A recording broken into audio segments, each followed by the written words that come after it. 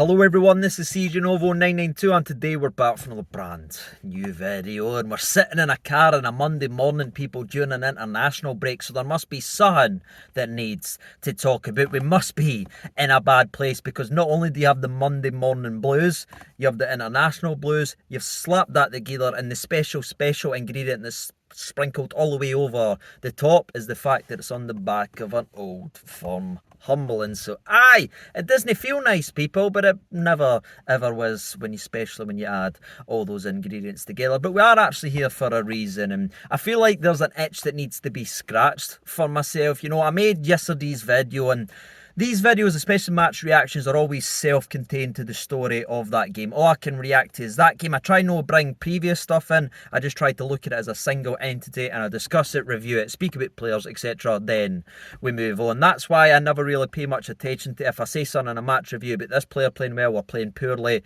then 4 or 5 weeks later in a completely different game he starts playing better or he scored a hat-trick and I'm happy about it. And people say, but you said that doesn't really matter because all I can react to is actually in the single games. And again, they're very self-contained, and I sat and made yesterday's about 25-minute video. Apologies, by the way, because there was so much to talk about, but I feel like I didn't really speak or discuss the biggest issue or the question you really want answered. Again, I reacted to the game post-match, the how I felt after the match, the game reaction. That's what I done, but I never really discussed the most common message I got sent, besides the F you hun, die, get cancer, the usual stuff I get sent on social media, especially on Twitter after an old firm. But the most common footballing question I got asked was all about one man and one man only, and that was Michael Beale. Is Michael Beale the man? Should he be sacked? Etc, etc. So let's get here and talk about it, because I feel like footballing problems, people, are just like every other problem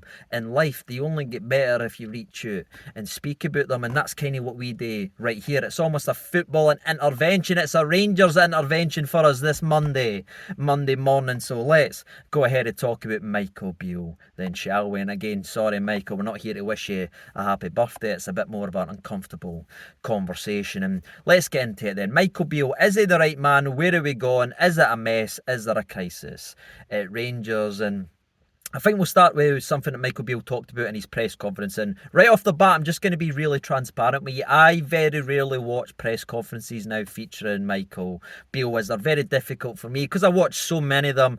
Too many times I'd be told one thing, then we'd seen the other, and then he would go back on what he said, and then he would say another thing. Like, he does it all the time, people, and it's very frustrating to watch. And if you want a wee pro tip from me today, if you want to have a better life, people, win, lose or draw, never watch a Tavernier presser and never watch a Michael Beale presser. That's a gift from me to you. You'll be better off. But I had to look at the entire picture. If I'm going to discuss such a serious topic, I need to actually go ahead and look at everything. So I went and watched yesterday's presser, and that gave me a much more clearer picture of everything we're going to talk about. And one of the main things that Michael Beale spoke about, people, was the fact that it's just 4 games into a season. And he's right about that fact, right? He's saying it's plenty of time to turn around, etc, etc. And I feel like I need to preference this video as well by saying I'm not saying my opinion's right and your opinion's wrong. It's the good, the bad and the ugly of Rangers this season, and every single person's going to have their own thoughts and opinions surrounding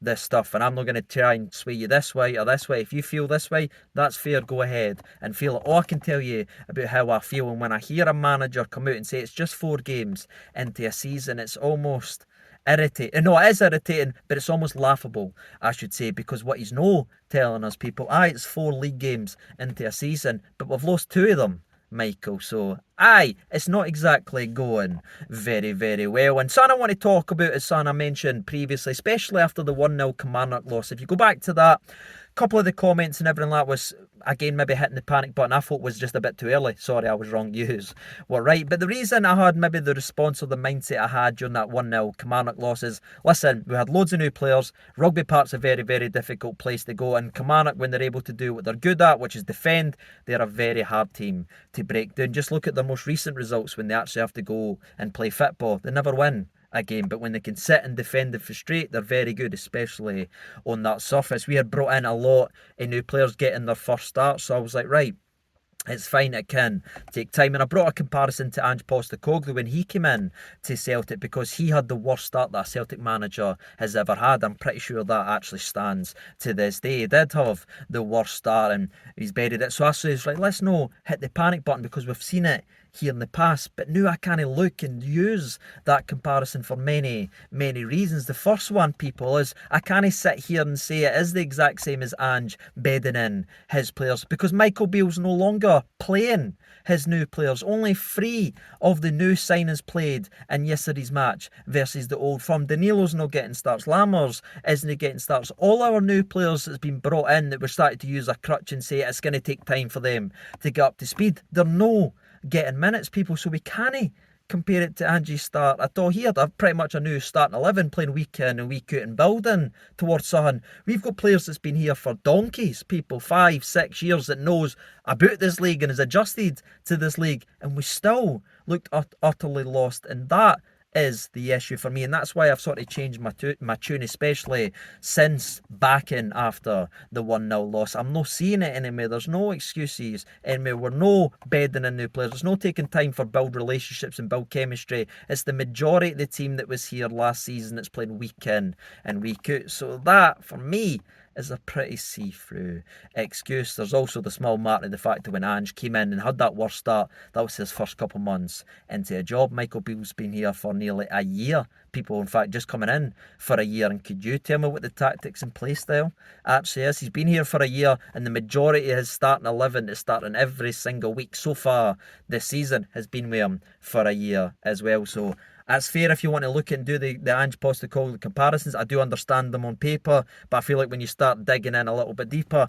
they didn't match up at all, people. And for me, I think it seems a bit hollow. And going back to the 4 league games, you know what I mean? He's got 4 games, 2 wins. He's had a 50% win ratio through his first league games. But you know what gets even worse the deeper you go in that? Because we've now had a sample size of 13 games, if you include pre-season. We have scored 20 goals. We have conceded 20 goals. We have won 5 matches. We have lost 5 matches. And we've obviously drew 3 games. And that dives into European football. We have only 1 win in European football under Michael Beale in the games we played. We have got 2 draws and obviously a loss. That in itself is an embarrassing record to have, especially when you consider the only win in European football that we've actually got so far this season was against 10 men Servette for 40 minutes, people. And if you remember the end of that game, we were dreadful in the second half, and 10 men Servette looked the most dangerous at the end, having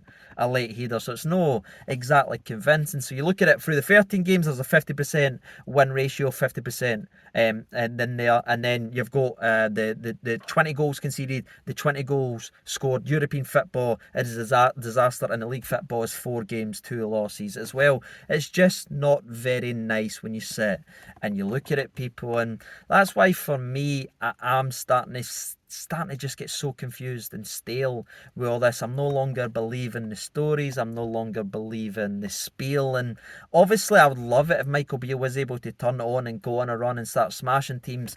But I feel like when you look into it like the way we have already, I'm not seeing enough evidence to suggest that we will. He doesn't know what his best starting 11 is. He's got all these new toys to play with. He doesn't want to play with any of them. He's not trying to tweak or willing to adjust his tactics to get the best of the players that the money has been spent on. He's starting to come out in press conferences now and says, well, we didn't actually spend that, we spent this. But you say every single week you're going to take the handbrake off and hit the throttle, Beale, so sorry if I'm not believing this line in a presser. And I feel like there's so many comparisons with the way Gio's time started to slip, you know what I mean? Behind in September to Celtic, falling behind, etc., playing poorly. But at least Gio got us into the Champions League. Beale got us embarrassed in the Champions League with the tactics. That's the issue. And the big game Beale scenario, which we obviously touched on yesterday, is something that needs to be looked at. It's not just the losses in this game and the fact that he's not able to win any of the big games. It's the fact we still line up the exact same way.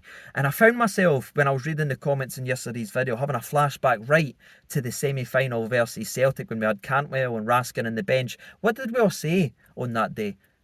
Beale's beat himself with his selections. He's no starting this guy, he's no starting this guy. It's the exact same nearly 6 months later, it's the exact same story, the exact same formation, the exact same mistakes. I feel like I'm losing my mind. I want him to work, people. I really, really do, but he's unwilling to change his mind. And I feel like once that snowball has started to roll down the hill, we all know where it's going to go. Danilo's not playing, Lammers isn't playing anymore. Whether you like him or no, we spent money on the lad. Seema, a highly rated guy for Brighton who's had some iffy moments, but he's no getting a sniff anymore. We still didn't play with a right winger. We ask midfielders to go to right mid. We play Jose Cifuentes at right mid during against a game versus PSV. Why? He's shown in Ibrox he wasn't capable of doing it. Lundstrom came in, started playing better in the second half, but then next week we ignore that and ignore what worked. We play him at the other side, we play Jose again. We make so many of the same mistakes and Beale's just no learning. Is it ego?